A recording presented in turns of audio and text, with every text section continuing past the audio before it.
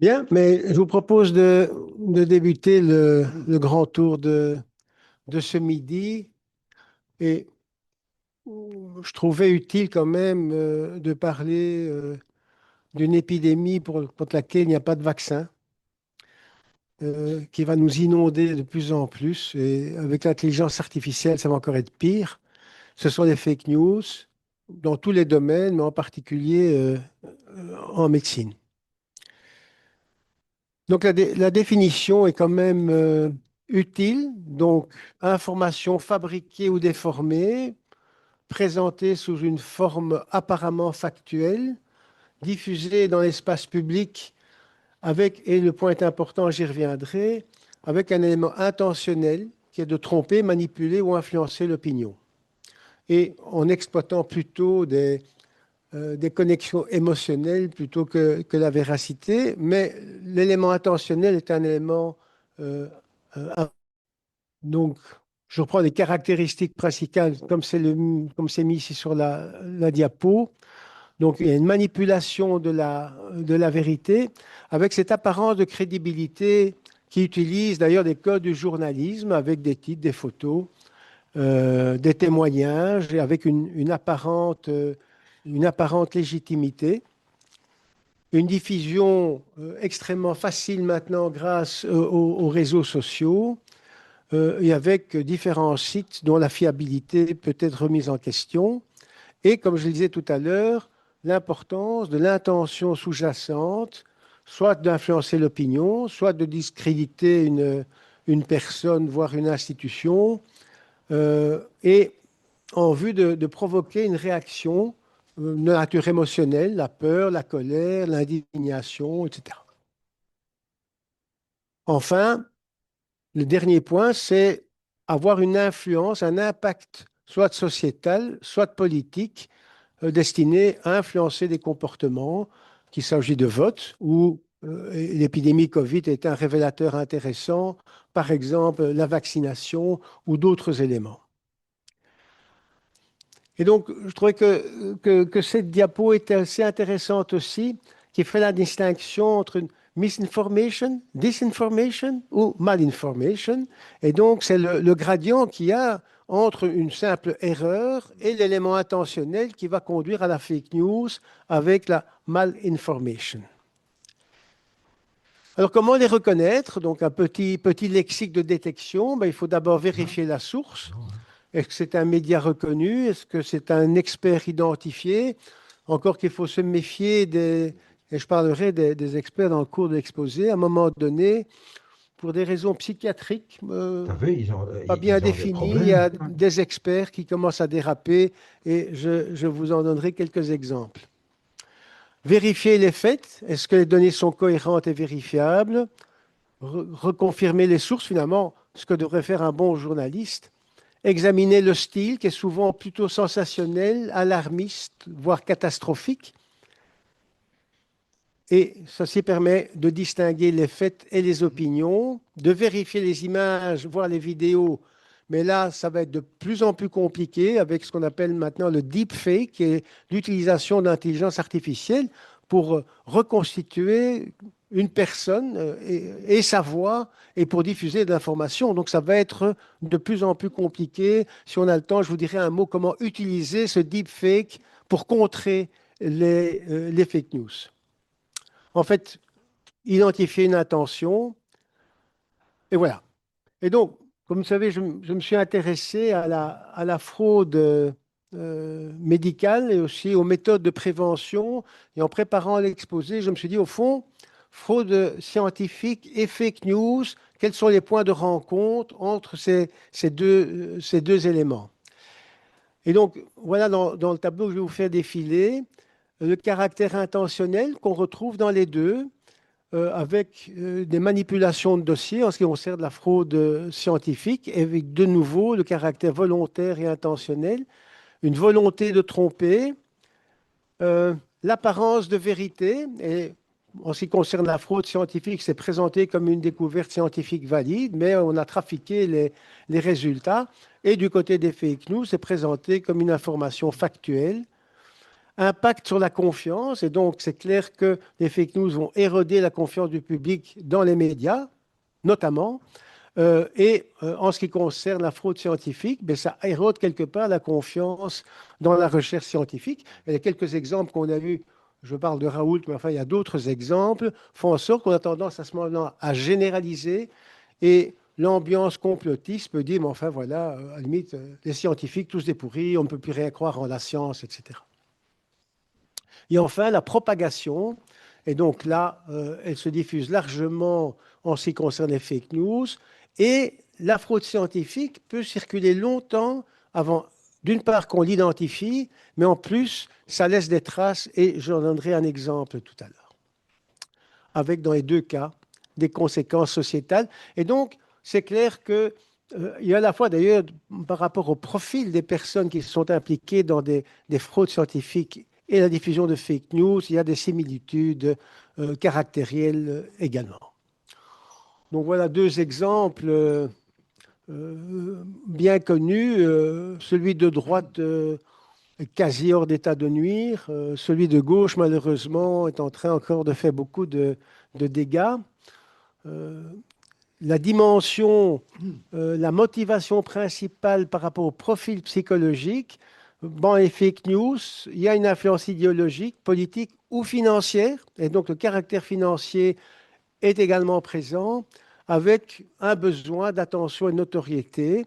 En ce qui concerne la fraude scientifique, c'est la reconnaissance académique, le prestige, l'avancement d'une carrière, avec célèbre phrase publish or perish, et donc de pousser à la publication pour continuer à obtenir des financements. Le rapport à la vérité, alors c'est clair, du côté des fake news, il y a une indifférence totale par rapport à la vérité. On ne se soucie pas du tout de l'aspect factuel et de vérité. En ce qui concerne la fraude scientifique, là, il y a une connaissance scientifique réelle et il y a un choix délibéré de manipuler ou d'ignorer la vérité. Et donc là, on est dans une situation quand même assez différente.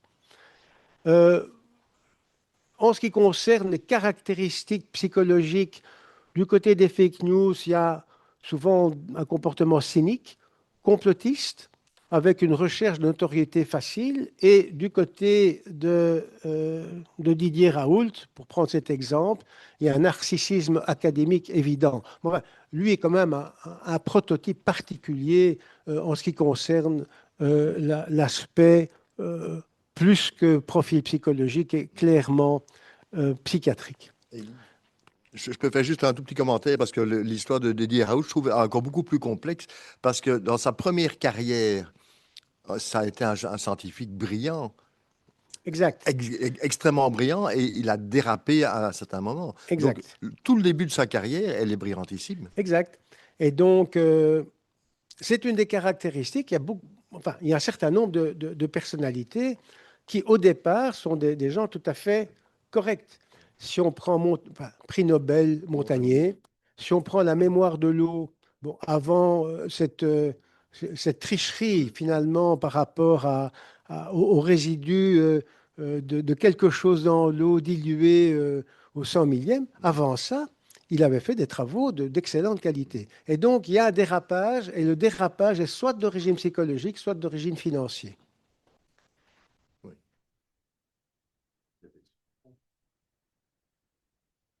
Alors, premier exemple où on part de la fraude scientifique à la fake news, c'est l'exemple classique d'Andrew Wakefield. Donc, pour vous rappeler l'affaire, en 98, dans le Lancet, publication de 12 enfants qui seraient devenus autistes après vaccination contre le vaccin de la rougeole.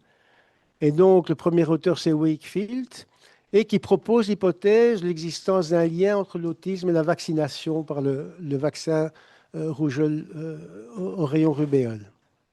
Suite à ça, le taux de vaccination baisse de façon extrêmement significative au Royaume-Uni, avec l'apparition de cas mortels de rougeole qui sont à nouveau observés.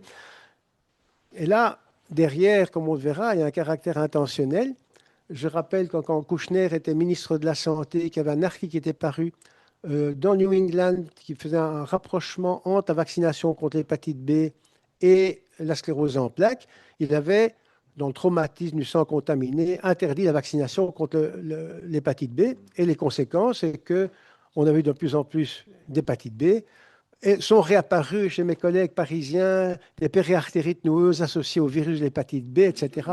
Mais ça, ce n'était pas une fake news. Pourquoi? Parce que c'était le principe de précaution qui avait été adapté. Donc, les conséquences, je dirais, morbides d'une décision de ce type-là ou d'un article frauduleux sont de nature différente selon le cas. 2004, donc c'est quand même 6 ans après, on est très sceptique, on n'accepte pas cette hypothèse, et puis il y a un audit qui est conduit par le rédacteur de l'ANSET qui ne détecte pas de fraude. Et c'est un journaliste d'investigation qui va poursuivre son enquête, Brian Deere, et qui va mettre en évidence qu'il y a eu fraude. Mais vous voyez que la démonstration de la fraude, on est déjà 10 ans plus tard, et la rétraction de l'article par le Lancet, c'est 12 ans après. Donc le laps de temps de la rétraction et la parution, c'est aussi un élément assez classique dans la fraude scientifique. Et donc cet article est rétracté. Wakefield, bon, quand vous voyez la photo ici, on lui confierait le bon Dieu sans confession. Voilà, un type. Ben voilà. Et alors, ce qui est assez intéressant, c'est en comparant la réalité de l'examen des dossiers et ce qui était repris dans l'article sur 3 points.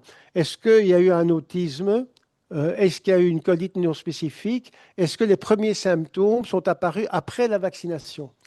Et donc, vous voyez que en ce qui concerne l'examen des dossiers et l'autisme réel, dans 6 cas sur 12, il n'y avait pas.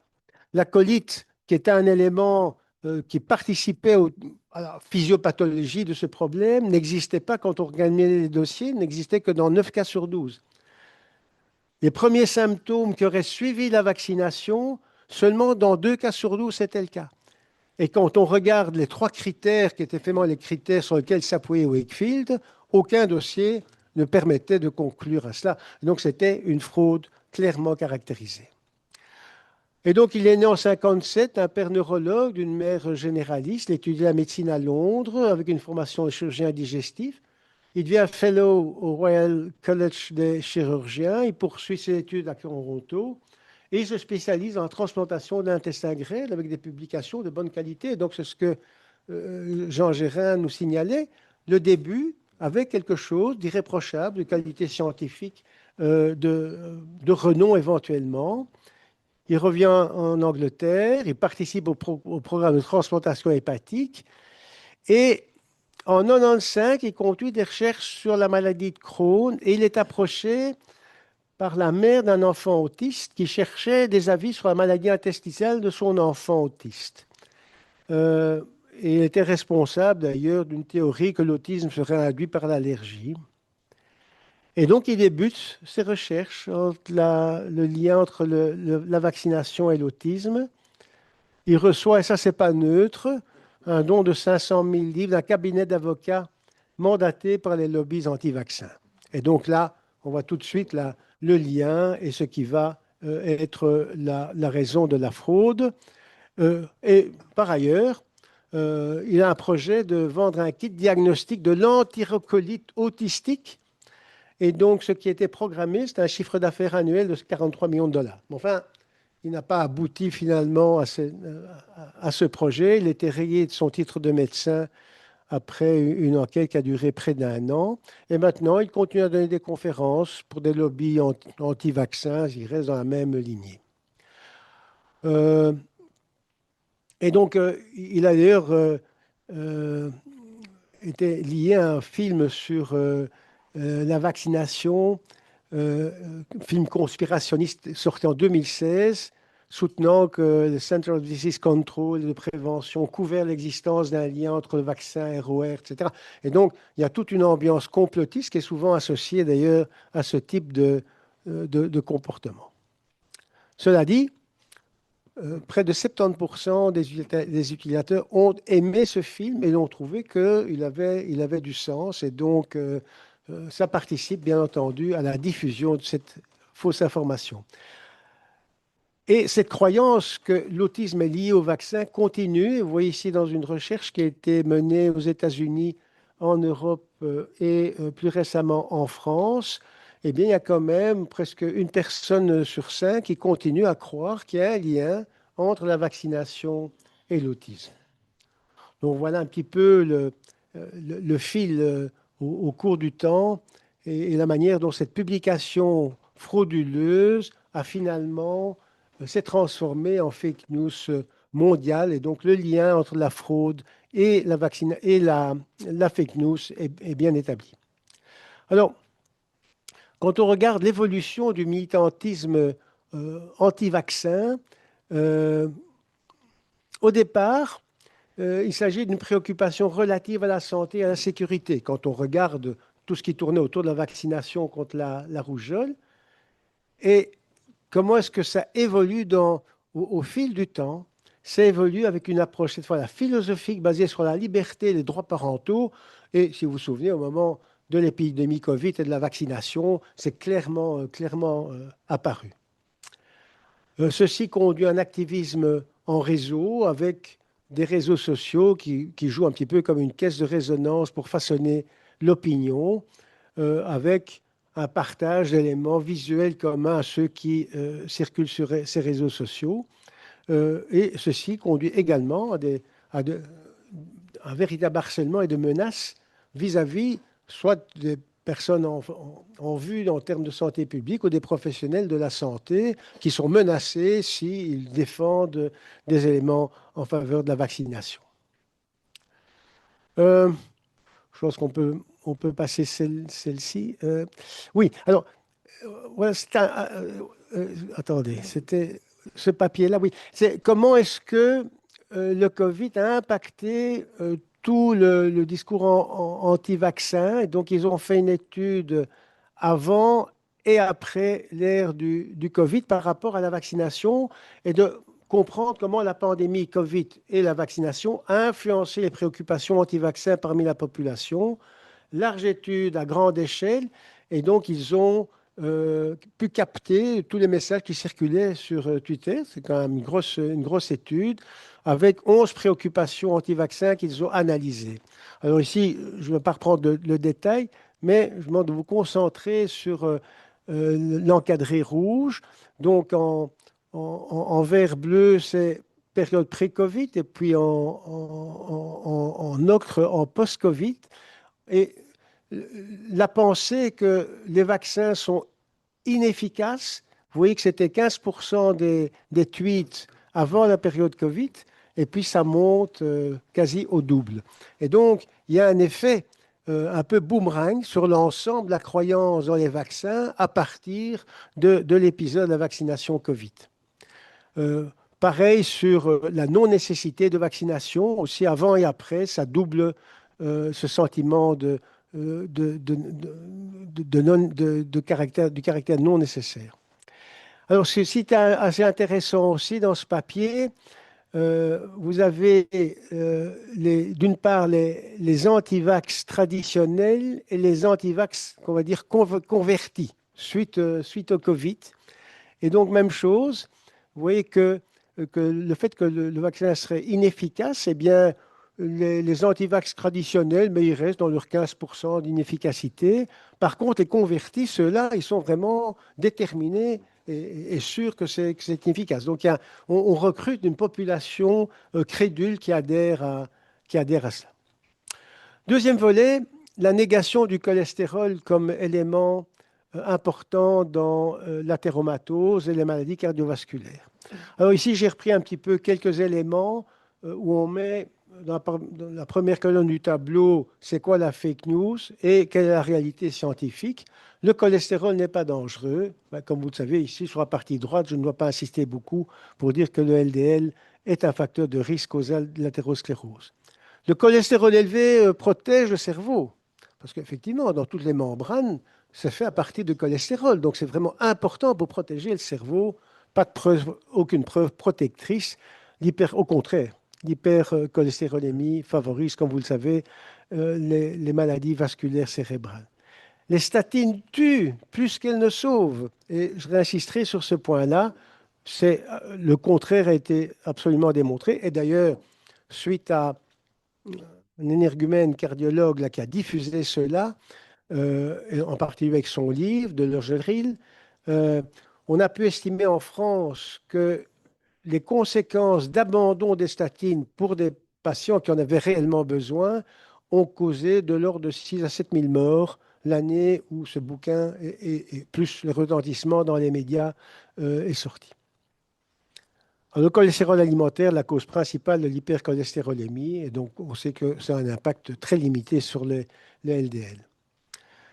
Et donc voilà, donc il y a toute une série de documentations par rapport à cela, avec reprise dans les médias.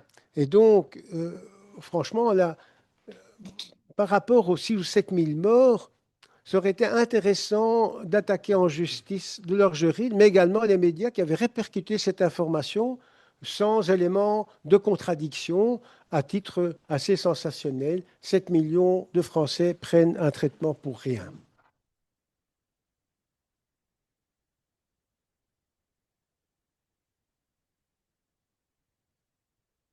Hmm.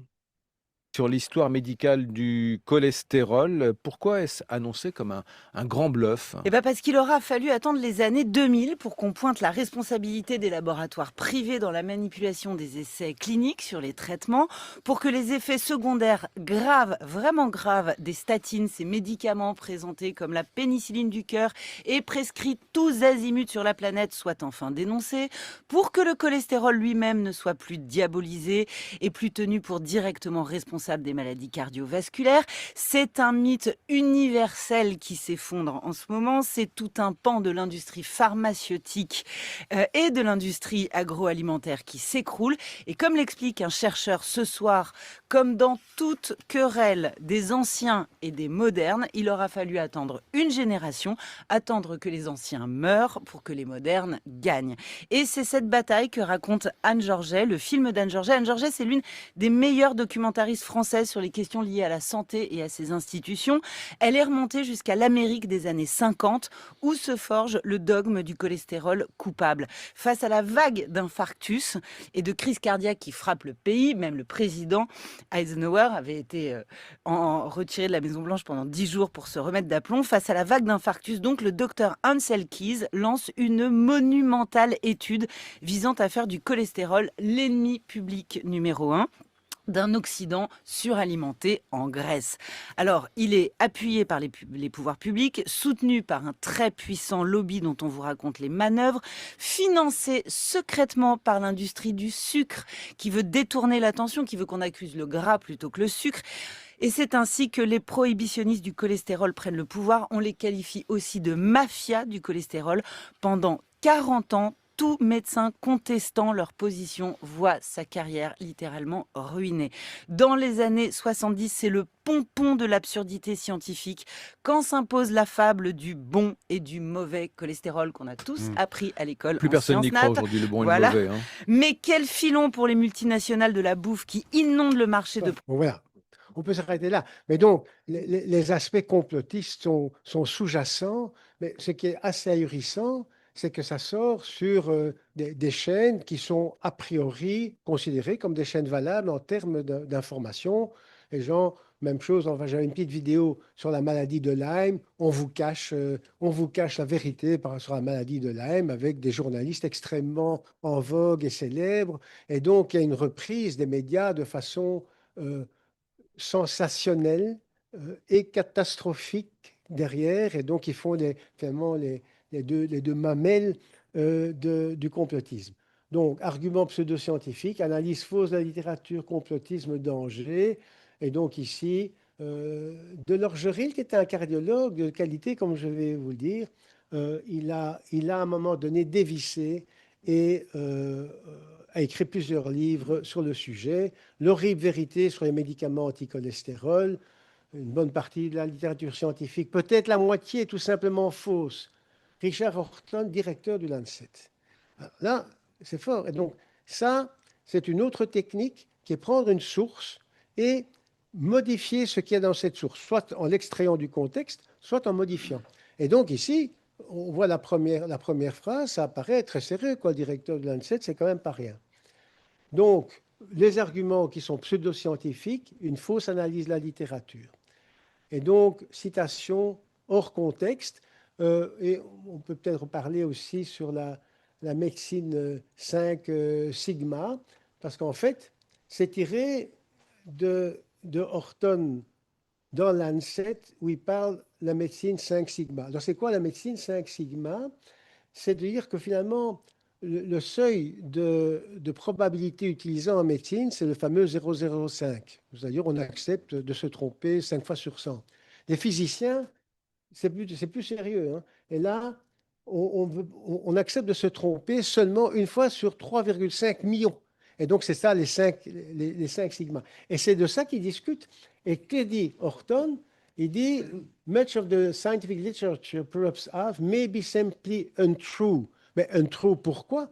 Parce que la valeur statistique est seulement de 5%. Donc, à partir d'un article où il discute la validité statistique qui devrait être modifiée, on reprend cet argument-là pour dire que la moitié de la littérature est fausse, quoi.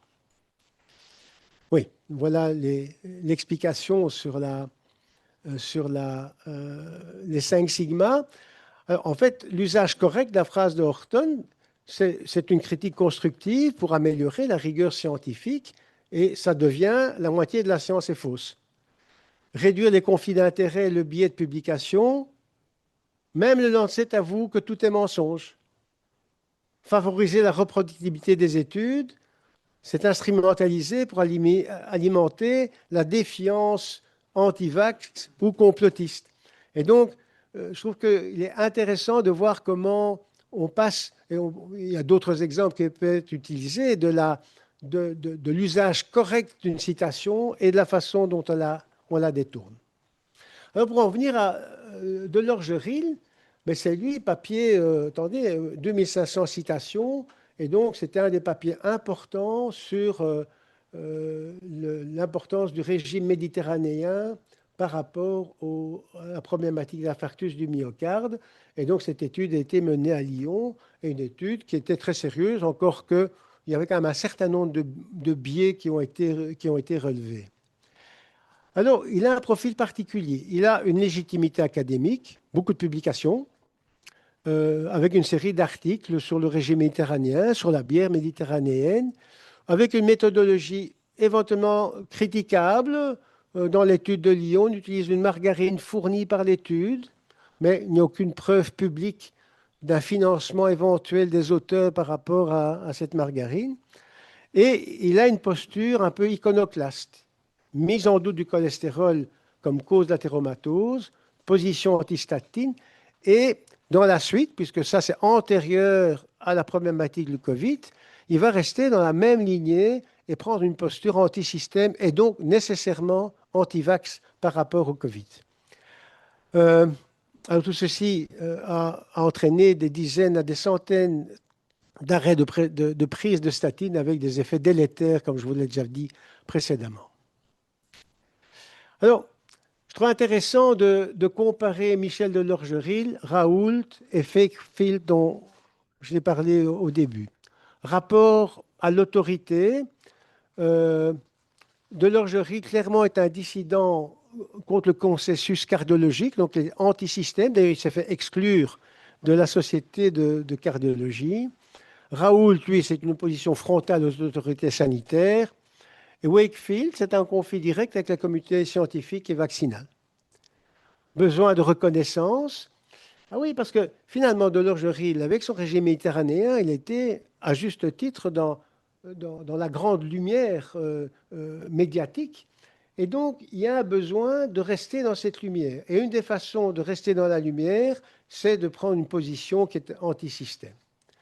Raoult, il devait continuer à entretenir son image de grand professeur médiatique, et Wakefield se présente comme un pionnier révélant un scandale sanitaire important. Donc il y a quand même cette surexpression du moi dans ce besoin de reconnaissance. Un même narratif de contre-pouvoir. on vous ment sur le cholestérol et les statines, on vous cache l'efficacité de l'hydroxychloroquine, le vaccin de la rougeole provoque l'autisme et on vous le dissimule. Et donc on est finalement dans une logique assez semblable. Alors, la relation au public est évidente et c'est vrai que maintenant, ce n'était pas du temps de Wakefield, mais maintenant les réseaux sociaux amplifient tout ça. Le discours séduit les lecteurs méfiants envers la médecine conventionnelle. Pour Raoult, il figure de proue des mouvements anti-vax et des complotistes. Et pareil pour Wakefield, qui lui en plus avait été financé par les anti-vax. Avec des intérêts financiers clairs pour Wakefield. Pour Raoult, c'est moins évident. Donc là, c'était plus l'influence médiatique et le prestige plutôt que des éléments financiers sous-jacents. Et pour Delors-Geril, on va dire c'est à moitié parce qu'il y a quand même une série de bénéfices par la vente de ces livres anti-cholestérol et anti-statine. Donc les intérêts financiers ne sont pas nécessairement à l'avant-plan dans toute cette démarche de fake news. Le profil psychologique assez clair de narcissisme académique pour les deux premiers, c'est moins marqué pour Wakefield, où là, l'intérêt financier était clairement à l'avant-plan. Enfin, les conséquences sanitaires, et c'est là, je dirais, la gravité et la responsabilité des médias par rapport à cela, c'est l'arrêt des statines avec des décès évitables au niveau cardiovasculaire. Alors là, c'est peut-être plus critiquable, je l'ai quand même noté, mais l'usage massif d'hydroxychloroquine sans preuve. Et vous vous souvenez qu'il y a eu quand même des papiers qui montraient la toxicité cardiaque un petit peu au-dessus de ce qu'on s'attend avec la prescription d'hydroxychloroquine. Mais il faut bien dire qu'entre prescrire de l'hydroxychloroquine à des patientes lupiques jeunes et prescrire de l'hydroxychloroquine à des personnes qui ont 60, 70 ou 80 ans avec des comorbidités en particulier cardiaques, on est quand même dans une situation différente. Alors, quelques mots sur les compléments alimentaires et la publicité des compléments alimentaires. Vous voyez, on la trouve partout. Hein. Donc, voici j'ai refait une photo dans la très sérieuse organisation des journées d'enseignement post-universitaire auxquelles je participais. Et un des stands, c'était voilà, compléments alimentaires prouvés par 350 études, etc. Quoi. Alors, quand on regarde sur PubMed, si vous mettez compléments alimentaires, il y a 153 000 études. Bon, donc 350 sur 153 000, il y a de quoi relativiser. Alors, je suis reparti sur la définition des compléments alimentaires au niveau européen. Donc, compléments alimentaires, denrées alimentaires dont le but est de compléter le régime alimentaire normal, constitue une source concentrée de nutriments, etc. Une définition, je pense, auquel on peut adhérer. Et d'autre part, des nutriments qui sont des vitamines et certains minéraux. Donc, jusque-là, je dirais, je n'ai pas trop de problème par rapport à ça, de dire qu'il faut prescrire de la vitamine D si on considère que c'est un complément alimentaire. Ben là, c'est une réalité auquel il est important d'adhérer. Alors, quand vous voyez un peu c'est quoi, mais donc, en fait, il y a des reconnaissances au niveau de l'Union européenne, mais il y a toute une série d'autres substances qui dépendent de listes validées localement et très variables d'un pays à l'autre. Alors, vous voyez, ce qui est validé au niveau de l'Union européenne, ben, il y a toutes les vitamines, il y a le calcium, le magnésium, le cuivre, le zinc, enfin, tous ces minéraux sont susceptibles d'être utiles lorsqu'on a un déficit. Vous voyez que les autres substances, ça devient quand même plus limite, quoi. Hein, les prébiotiques, l'inuline, le ginseng, le curcuma, le thé vert, la mélisse, le passiflore, le millepertuis, le lactobacillus, etc. Là, ça devient quand même plus tangent par rapport à ce qui est prouvé scientifiquement. Et donc, si on regarde le nombre de substances autorisées, vous voyez que les vitamines, ben, quelques substances, ben, le nombre de vitamines, c'est limité, les minéraux.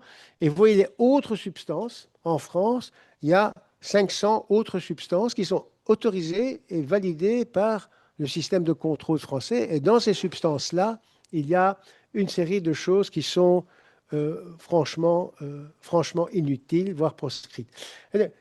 Et combien ça représente en dollars ou en euros? Euh, Jean, le marché mondial des compléments alimentaires, tu dirais quoi? Je ne sais pas, je n'ai aucune idée, mais j'ai une question annexe. Oui, C'est le patient qui paye ou éventuellement des assurances maladie remboursent ça en dépend partie? alors ça dépend des assurances. Il y a des assurances Une qui partie, hein, éventuellement remboursent, oui. hein? Quelqu'un a une idée Mais au niveau mondial? 30 milliards? Plus que la nourriture pour chien. Oui, c'est pour c'est ça. la même chose. OK. Quoi? Et les 200 milliards? Pardon? 200 milliards? Oui, pas mal.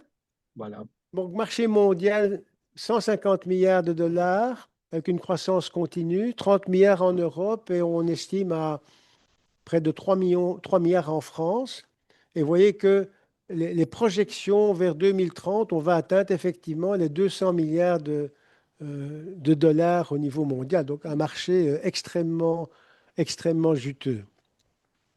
Ah, vous voyez, si on regarde les compléments alimentaires, donc en mettant dans la recherche PubMed les différents éléments qui sont notés au-dessus, vous voyez qu'il y a également une explosion des publications par rapport aux compléments alimentaires, tout en sachant que que la qualité de ces études, pour la grande majorité, sont pas de grande qualité. Alors, que dit Cochrane? Multivitamines, euh, pas de bénéfices clairs par rapport au cancer, aux maladies cardiovasculaires ou à la mortalité, bien entendu, et c'est uniquement utile, comme vous le savez, en cas de carence. J'ajouterais qu'avec les multivitamines, il faut se méfier parce qu'il y a une toxicité potentielle. Je pense notamment à la vitamine B6.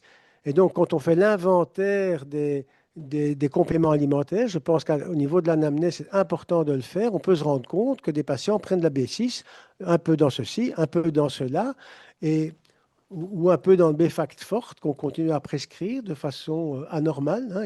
Il y a 300 mg, je pense, de vitamine B6 dans le B-Fact forte. Et donc, à cette dose-là, ça peut déjà, sur le long cours, être toxique au niveau des nerfs périphériques. Donc, vitamine D, calcium, effet modeste sur toute une série de facteurs, et en particulier dans le Covid, hein. Il y a eu à un moment donné des études, mais très moyennes du point de vue de la qualité, qui semblaient montrer que donner de la vitamine D avait un effet favorable chez les patients hospitalisés pour Covid. Tout ceci n'est pas confirmé et il n'y a aucune preuve, que ce soit dans les problématiques infectieuses ou le cancer, en ce qui concerne la vitamine C. Vitamine E, pas de bénéfice, euh, voire une augmentation de la mortalité à long terme. Et donc, c'est clairement à proscrire. Les oméga 3, il y a un effet modeste sur les événements cardiovasculaires dans une population à haut risque, mais aucun bénéfice démontré dans une population tout venant. Alors, le zinc, oui, ça réduit la durée du rhume de 1 à 2 jours si on le prend précocement, mais aucun bénéfice démontré en termes de prévention. Euh, et donc, si on regarde les fake news par rapport à la réalité, fake news, les multivitamines préviennent cancer et infarctus, rien de démontré. La vitamine D protège tout le monde de l'ostéoporose, effet extrêmement limité et uniquement pour des sujets qui seraient carencés en vitamine D. La vitamine C empêche le rhume, je l'ai dit. Les antioxydants prolongent la vie, aucun bénéfice, voire dans certaines études une augmentation de la mortalité. Euh, les oméga 3 évitent l'infarctus à coup sûr, comme je l'ai dit, c'est également modeste en prévention secondaire et sûrement aucun bénéfice dans une population générale. Et j'ai dit quelques mots sur l'effet du zinc par rapport au rhume. Alors, ces fake news peuvent également euh, aller vers des déviances plus importantes et des dérives sectaires. Et donc, j'ai vu la consultation il y a quelques semaines, une dame qui avait pris, elle allait tout à fait bien, mais dans une petite réunion de propagande pour le chloride de sodium, NaClO2, qui est en fait un dérivé proche de l'eau de Javel. Et donc, elle a pris ça, et puis après, elle vient me voir, parce que des années après, elle a plein de problèmes, et donc elle est persuadée que c'était ce truc-là. Elle ne comprend pas d'ailleurs comment elle était suffisamment stupide de cela. Et en fait, c'est vendu par une secte américaine comme une panacée, soignant le sida, l'autisme, l'hépatite virale, la grippe H1N1, le Covid-19, le rhume, l'acné, etc. Donc, vous avalez ce dérivé d'eau de Javel. Hein. Ça ne guérit pas la connerie. Ça n'irait pas? Ça ne guérit pas la connerie. Ah, mais non, c'est dommage. Hein, oui, oui, exact, oui. Mais donc, c'est assez extraordinaire, cette affaire-là. Et donc, en fait, ça s'appelle la MMS, hein, Mineral Miracle Solution. Et donc, il y a une série de mises en garde qui ont été faites par rapport à ces dangers, y compris la FDA, bien entendu. Et vous vous souvenez de ce truc-là? C'est une idée que Donald Trump avait déjà exprimée il y a quelques mois. Le président des États-Unis pense que le virus disparaît quand il fait chaud. Il explique en avoir aujourd'hui la preuve et s'appuie sur une étude du gouvernement américain. Elle démontre que le coronavirus semble perdre de sa puissance lorsqu'il est exposé à la lumière du soleil. Autre constat, l'eau de Javel et l'alcool à 90 degrés permettraient de le faire disparaître en quelques minutes. Supposons qu'on projette sur le corps des UV ou juste une lumière puissante. Vous avez dit que cela n'a pas été vérifié, mais il faut le tester. Supposons qu'on amène la lumière à l'intérieur du corps, Il se ce tourne qu'on peut vers faire à sa travers conseillère à la la peau santé. ou d'une autre manière. Il faut le tester aussi. Et voilà, ça- Et puis, je vois que le désinfectant neutralise le virus en 1 minute. 1 minute. Est-ce qu'on peut faire quelque chose comme une injection ? Puis le président américain s'adresse à sa conseillère médecin et membre de la cellule de crise de la Maison-Blanche. Je veux que vous vous renseigniez auprès des médecins pour savoir s'il existe un moyen d'injecter de la lumière ou de la chaleur pour guérir. Voilà, bon, ouais. On pourrait faire un grand tour rien que sur les recommandations de Robert Kennedy Jr. et de Trump. Alors, ce qui est intéressant, c'est que les empoisonnements accidentels, on a pu mesurer qu'ils avaient augmenté de 121% après ce discours de Trump. Donc, les gens ont commencé à prendre des désinfectants, de l'eau de Javel et autres affaires du même type.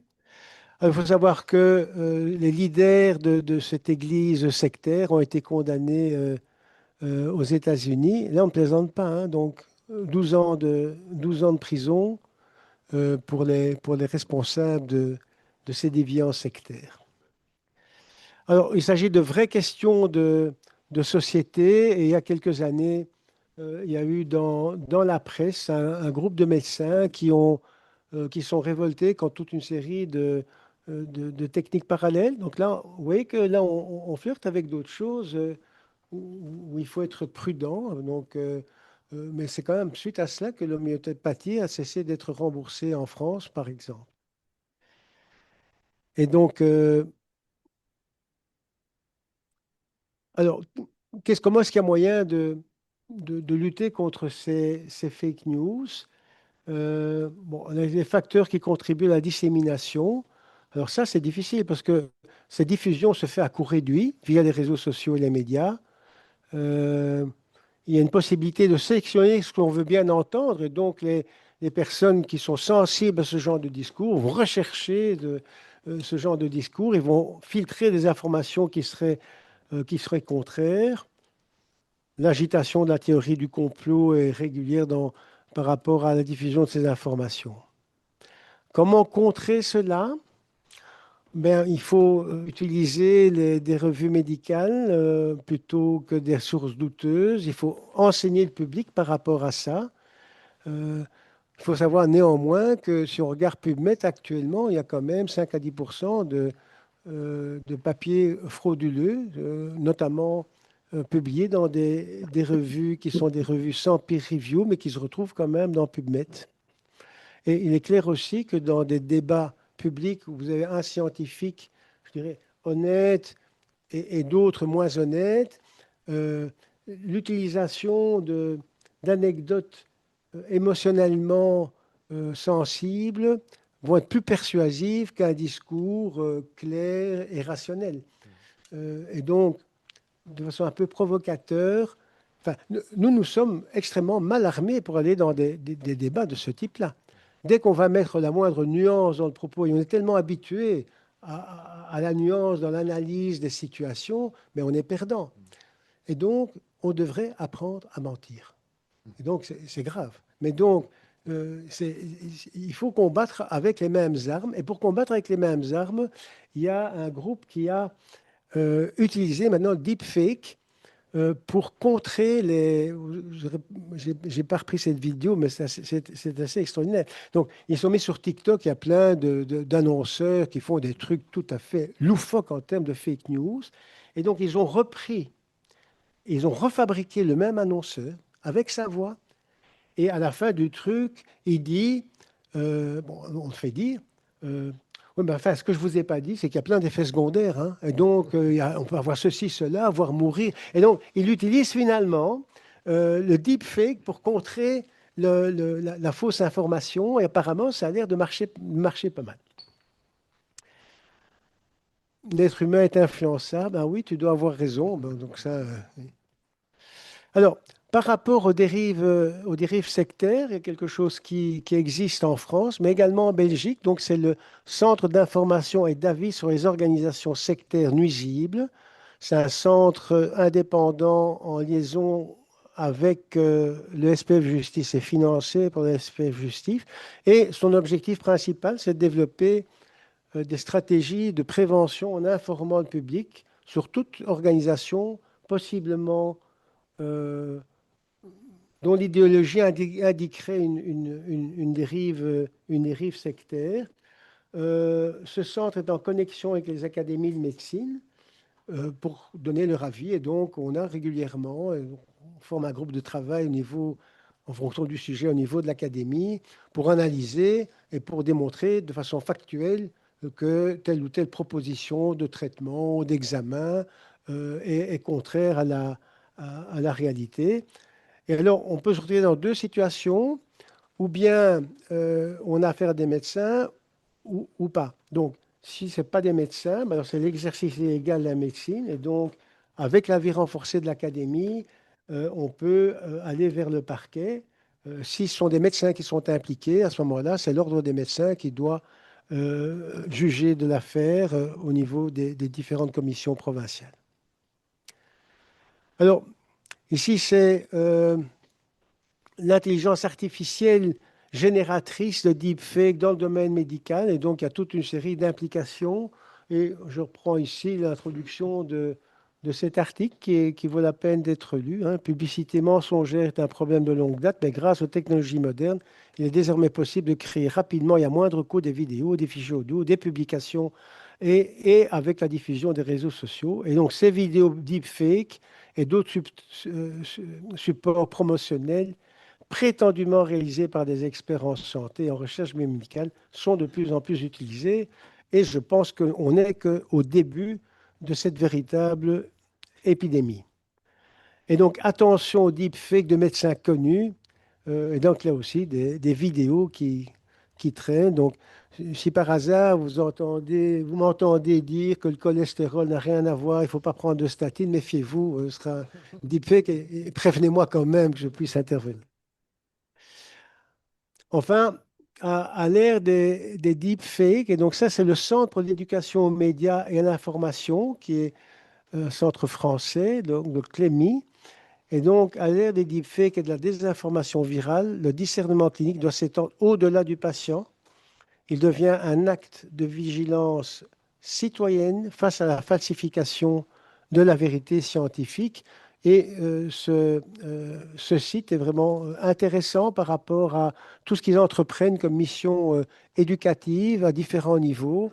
Je pense que par rapport à ce que c'est la vérité scientifique, ce que c'est la causalité entre deux événements, ce que c'est la lecture d'une nouvelle correcte, enfin, une façon correcte de voir une nouvelle. Tout ceci peut être enseigné dans le secondaire. Hein, et donc, je pense que le véritable traitement de cela, ça va prendre des années et il faut qu'on implémente le contenu du curriculum scolaire dès le plus jeune âge pour y arriver. Et donc voilà, dans un monde où même les images et les voix peuvent mentir, croire en tout ce que l'on voit ou entend peut nuire à votre santé et à celle des autres. J'en ai terminé. Merci, Y a-t-il Elie. des questions, des commentaires? Oui, je peux m'intervenir? Oui, bien sûr. Oui, Oui, oui. voilà. Bon, merci beaucoup pour tout cela, mais il y a encore une catégorie, Elie, qu'on aurait pu peut-être, enfin, t'as certainement pensé. Nous avons beaucoup de demandes de médecins qui suivent des jeunes patients et patientes en disant on va vous traiter de mycose intestinale. Mhm. Et donc, ça coûte aussi. Moi, j'ai eu affaire à des jeunes qui payent entre 900 et 1100 € par mois pour des traitements par des charlatans en disant voilà, et ils nous demandent tous les jours des dosages de mycose dans les selles. Donc, il y a même des médecins qui sont dangereux. C'est pas seulement public. Et en fait, ça se passe tous les jours. Voilà. Comment Ouais. est-ce qu'on peut agir, nous, via l'INAMI, via, je ne sais pas, l'ordre de médecins? Le problème, si je peux intervenir, le problème, c'est que tu as des laboratoires qui jouent le jeu et qui ont un intérêt à jouer le jeu. Et donc, ils vont isoler des candidats glabrata en très faible quantité, comme tout le monde a dans des selles, et puis te pondre un antifungigramme. Et ça va aller dans le sens de ce que le médecin prescripteur voulait lire. Et donc, je crois qu'il y a une Alors, complicité. alors Oui, mais le réel problème, euh, on pourrait se dire que ça va être facilement réglé. L'ordre des médecins n'a qu'à sévir. Point. voilà. Mais qu'est-ce qu'il y a derrière? Qu'est-ce qu'il y a derrière? Il y a la fameuse liberté thérapeutique. Non, mais Mhm. c'est quoi cette ânerie de liberté thérapeutique, quoi? À l'époque de la médecine basée sur les preuves, de tout ce qu'on essaye de mettre en place pour avoir une utilisation rationnelle à la fois des outils diagnostiques et des traitements, ils se réfugient devant la liberté thérapeutique. Donc, il y a quand même, on n'est plus au temps d'Hippocrate, quoi. Et donc, je pense qu'il y a un effort à faire pour resolidifier le code, y compris le code de déontologie par rapport à ça. Parce que sinon, on ne s'en sortira pas. Et comme Jean le disait, il y a la complicité des labos. Donc, il y a des médecins qui prescrivent des examens inutiles et il y a les labos qui réalisent les examens inutiles demandés et le tout avec un intérêt financier évident. Merci. Oui, Déborah. Bonjour tout le monde. Voilà, comment on fait en pratique? Par exemple, je vais prendre un exemple très pratique et très fréquent pour nous en dermato. On voit beaucoup d'enfants qui ont de l'eczéma atopique et c'est voilà, aujourd'hui une sorte de, voilà, de discussion qu'il y a, d'où vient l'eczéma atopique, pourquoi mon enfant a ça, etc. Et la semaine passée, j'ai vu un enfant à qui on a recommandé de ne pas se faire vacciner parce qu'il avait de l'eczéma atopique. Donc, j'avais une petite de 9 mois dans mon bureau qui n'avait aucun vaccin parce qu'on lui a recommandé à plusieurs reprises de ne pas se faire vacciner pour ça. Donc, en fait, on part tous en croisade contre tous nos confrères ou autres personnes. On part en croisade personnelle sur chacune de ces personnes pour empêcher comment un médecin seul dans son cabinet il peut gérer des situations pareilles parce qu'elles ne sont pas rares, on le voit souvent. Qu'est-ce qui est recommandé pour nous? Comment on fait pour lutter contre ça? Parce que c'est En, pratiquement impossible, quoi. C'est en David France, contre en France, il y a Goliath, eu c'est hyper chronophage. Comment on défend nos patients et comment on les protège de ça sans que ça soit pour nous une horreur, en fait. Ben, écoute, en France, l'Ordre des médecins a condamné des médecins anti-vax qui avaient ce genre de discours-là. Et donc, il y a eu des condamnations. On Euh, dénonce ces gens directement parce que je trouve que c'est aussi un peu quand même gonflé de faire ce genre de choses. Donc, on contacte le collègue systématiquement. Enfin, justement, dans la limite où il y a cette liberté thérapeutique et de prise en charge, etc., à quel moment on est plus confraternel, à quel moment, enfin, quelle est la limite dans ce débat-là, quoi. C'était très compliqué, je trouve. euh, je pense que c'est pas si compliqué que ça. Tu parlais de la confraternité. Bon, il y a des limites à tout, et il y a des limites à la tolérance, il y a des limites à la confraternité. Je pense que si les propos d'un confrère nuisent à la santé du patient, ben, on téléphone au confrère pour être sûr d'abord que c'est bien ça qu'il a dit. Voilà, et s'il a dit ça, éventuellement, on peut téléphoner devant le patient, hein. Et voilà, on a un désaccord profond. La vérité, c'est celle-là, c'est pas une autre. Mais essayer de convaincre encore une fois des personnes qui sont d'emblée imbibées de complotisme, etc., on n'y arrivera pas. Euh, et donc, effectivement, à un moment donné, c'est de ne pas s'épuiser par rapport à cela. Je pense que les gens aussi, pendant la période Covid, on a quand même, on s'est dépensé pour convaincre les patients sceptiques de se faire vacciner. Mais à un moment donné, devant certaines personnes, tu sais que ça va être inutile, quoi. Et donc, s'attaquer aux causes perdues, en tout cas, personnellement, j'ai renoncé, moi. Mais Oui, le j'avais déjà problème, c'est que raconté les cette. adultes responsables, hein, donc il ne s'agira pas d'enfants. Les enfants sont dépendants de leurs parents qui prennent des décisions pour eux, Oui, donc c'est encore plus complexe. C'est c'est pas la vrai. même chose. Un adulte est responsable de ses propres choix, finalement. Oui. Une petite anecdote amusante. Juste après la période Covid, quand les voyages quand les voyages ont pu reprendre, en travel clinique, j'ai vacciné, enfin, et mes collègues aussi, à plusieurs reprises contre la fièvre jaune des patients qui allaient enfin pouvoir retourner dans les pays subsahariens et qui me disaient qu'eux avaient refusé de se faire vacciner contre le Covid parce qu'ils ne savaient pas ce qu'il y avait dedans, Mhm, évidemment. mhm, Mais par contre, le vaccin fièvre jaune, il venait pour le recevoir. Alors, je l'injectais après l'avoir fait. J'ai dit, est-ce que vous savez ce qu'il y avait dans le vaccin fièvre jaune que vous devez avoir pour pouvoir aller faire votre safari? Là, il y avait un blanc, évidemment. mhm. Donc, en fait, ça démontre l'imbécilité, enfin, le manque de véritable raisonnement et de bien fondé scientifique. Pour aller au soleil, on peut leur injecter n'importe quoi parce qu'ils en ont besoin.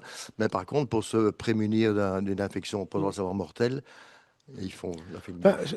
cela dit, Déborah, je pense qu'on est à raison de souligner que les enfants sont vulnérables par rapport à la décision de leurs parents. Je crois il faut faire néanmoins des plaintes à l'ordre des médecins quand on est confronté à une situation de ce type. Oui. Oui, pardon, Elie, moi je crois que l'Ordre des médecins doit diffuser dans les grands médias et réseaux sociaux. Il faut quand même que la médecine, la vraie, puisse arriver au grand public via des journaux de grand public, pas seulement les journaux scientifiques ou d'autres moyens de médias. Oui. Il Mais faut tu qu'on sais, diffuse l'heure cela. des médecins, donc, je faisais allusion à toute cette campagne qu'il y a eu contre l'homéopathie, où il y Mhm. avait une centaine de médecins qui s'étaient regroupés d'ailleurs à ce moment-là. Eh bien, il y a un ou deux médecins qui ont été condamnés par l'ordre des médecins pour manque de confraternité, parce qu'ils avaient attaqué les homéopathes. Et donc voilà, l'ordre des médecins, ouais, c'est parfois Les compliqué, grands hein. médias, les grands médias. Je crois qu'il y a dans le chat Sarah Oui, Lebara qui voulait euh, faire poser une question. Je ne sais pas si vous m'entendez.